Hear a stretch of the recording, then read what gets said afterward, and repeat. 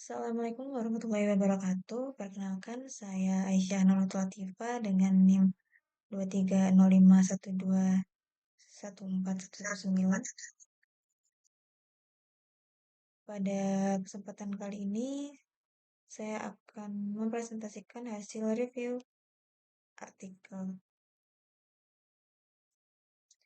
Untuk judul artikel yang akan direview ini adalah The Role of Reinforcement Learning in Software Testing oleh Amr Abu Alanan, Ahmed Paliali, dan Kagatai Katal yang diterbitkan pada tahun 2023.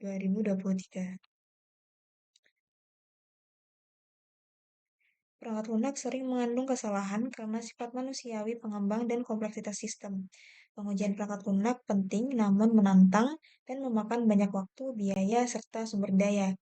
Untuk mengatasi hal ini, maka otomatisasi pengujian diperkenalkan dengan pendekatan yang berbasis machine learning, mulai digunakan untuk tugas-tugas yang kompleks seperti fuzzing dan pembuatan input uji. Namun, dalam kasus yang lebih kompleks, machine learning yang tradisional itu tidaklah cukup, sehingga eh, reinforcement learning jadi pendekatan yang menjanjikan. Nah, pada artikel ini merupakan sebuah studi tinjauan literatur sistematis atau SLR pertama yang secara khusus meneliti penggunaan RL dalam pengujian perangkat lunak dan menyusun pertanyaan penelitian, mengumpulkan data dari berbagai basis data elektronik, dan juga mengidentifikasi celah penelitian yang masih perlu diteliti lebih lanjut. Untuk tujuan dan ruang lingkup dari artikel ini sendiri, penulis bertujuan untuk memberikan gambaran secara menyeluruh mengenai penerapan RL dalam pengujian perangkat lunak. Ini menjadi penting karena pengujian perangkat lunak adalah elemen yang sangat penting dalam pengembangan perangkat lunak yang berkualitas. Dengan banyaknya tantangan dalam pengujian perangkat lunak, artikel ini mengusulkan RL sebagai pendekatan yang menjanjikan untuk meningkatkan efisiensi dan efektivitas pengujian.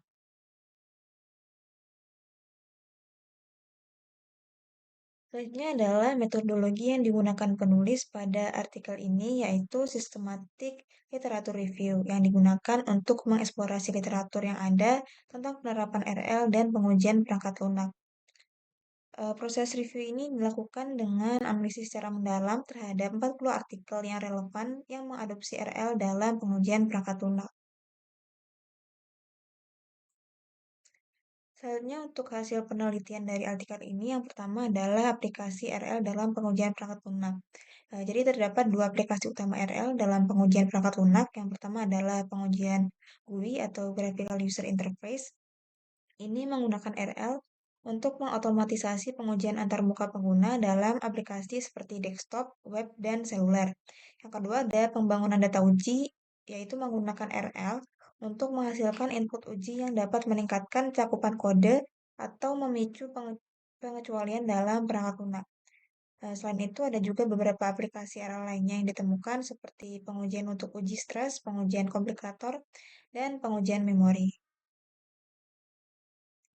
Yang kedua ada tantangan dalam penerapan RL. Jadi penggunaan RL untuk pengujian perangkat lunak ini menghadapi beberapa tantangan yang berasal dari sifat dasar RL itu sendiri, seperti pemilihan representasi state yang sesuai, kemudian biaya pelatihan yang terkait dengan ukuran sistem, dan keterbatasan model, serta sensitivitas terhadap hyperparameter. Yang ketiga ada keuntungan dari RL ini sendiri. RL menunjukkan hasil yang optimal atau semi-optimal dibandingkan dengan metode pengujian tradisional.